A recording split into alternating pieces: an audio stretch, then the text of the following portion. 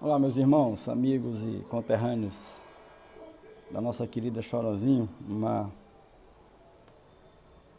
palavra para os meus irmãos aí. A gente tem visto e percebido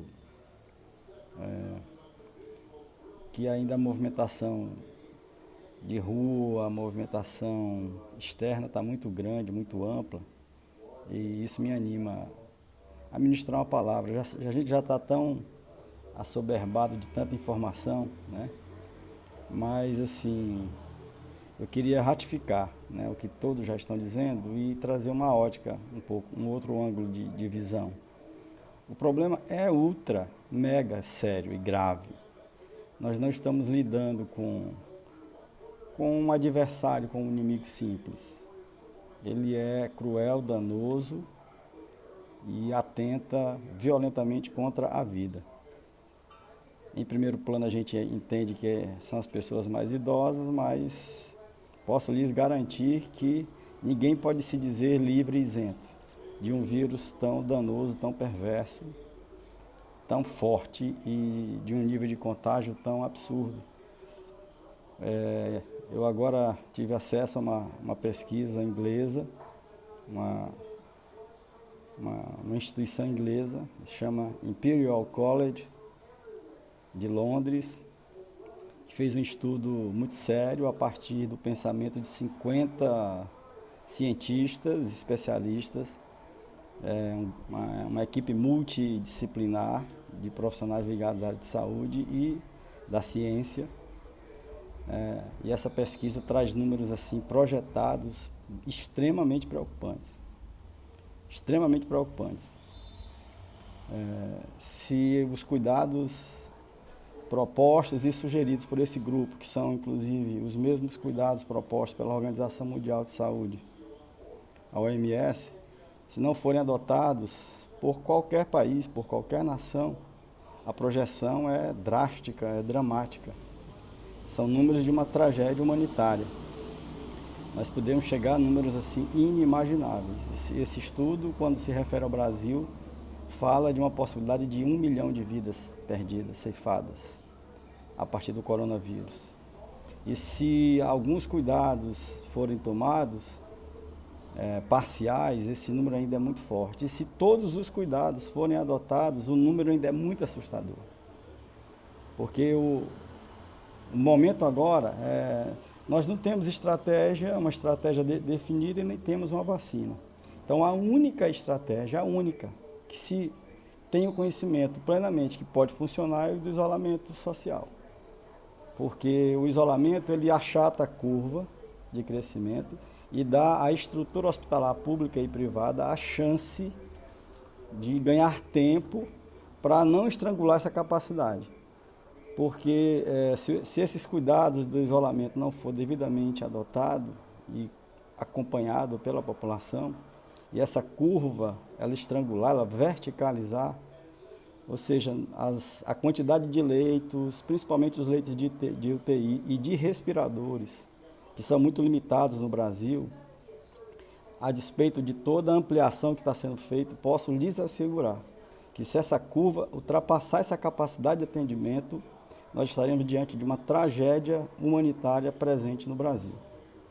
Então o compromisso agora é da gente estancar o contágio, a taxa, o índice, a verticalização do contágio, para que a gente consiga, digamos assim, tanto administrar a ampliação da estrutura de saúde, como evitar o seu estrangulamento. Então, assim, é muito sério, é muito sério. E nós estamos falando de estudos de profissionais internacionalmente renomados, nós estamos falando de infectologistas, de cientistas, de médicos, né? Ou seja, de personagens fundamentais. Esse estudo do Imperial College de Londres, ele foi que alterou a decisão do governo britânico, que estava apostando, digamos assim, na verticalização também. E quando ele se apercebeu do drama e do caos que o Reino Unido entraria, ele voltou atrás. Inclusive hoje o próprio Boris Johnson, que é o primeiro-ministro britânico, ele testou positivo e está com coronavírus. Príncipe Charles com coronavírus. Ele voltou atrás. e adotou providências drásticas na linha do isolamento social. O mundo inteiro entende que neste instante, nesse momento, é a única estratégia. E para quem defende esse isolamento vertical, deixa eu dizer aqui uma coisa para você. Os mais prejudicados são os menos favorecidos. São aquelas pessoas que moram nas periferias das cidades, que moram em favelas, que moram em lugares insalubres. E geralmente essas pessoas moram ali com toda a família, né? Os pais, os avós, um filho, às vezes um casal com netos, 4, 5 pessoas, muitas vezes numa estrutura de 1 quarto-sala, 2 quartos-sala. E não tem como você isolar esses idosos, não existe essa possibilidade. Como se vai fazer isso? Até agora ninguém disse como é que se pode isolar idosos ou as pessoas pertencentes a esse grupo de risco. Como fazer isso? Tirar de dentro de casa e levar para onde? Em que estrutura? Qual é a estrutura, por exemplo, governamental que comporta uma situação dessa? Qual é a logística? Não existe.